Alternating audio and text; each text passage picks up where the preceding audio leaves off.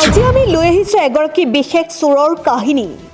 সামাজিক মাধ্যমত ভাইৰেল হৈ পৰিছে বিশেষ ব্যক্তিগৰাকী আৰক্ষীৰ প্ৰশ্ন, কেনে অনুভৱ হ'ল চুৰি কৰি?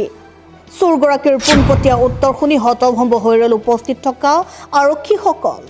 कैसा लगा चोरी करने के बाद? चोरी करने में तो अच्छा लगा, लेकिन बाद में पछतावा हुआ सर। आज पछतावा हुआ क्यों? कि गलत काम कर दिया। ऐसा मिला कितना तुमको चोरी का माल? मिले था 10,000। 10,000 क्या किया 10,000 का? गरीब लोगों को बांट दिया सर। गरीब लोग को बांट दिए। कहाँ पे? गाय कुत्ता जिसको ठंड वंड लगता है भी, हाँ। खाली लोग सब पड़े रहते हैं ना, हाँ हाँ उनको कम्बल जो भी कंबल उम्बल सब बांटे। पैसा ये सब चीज उसी में लगा। ऐसा क्या?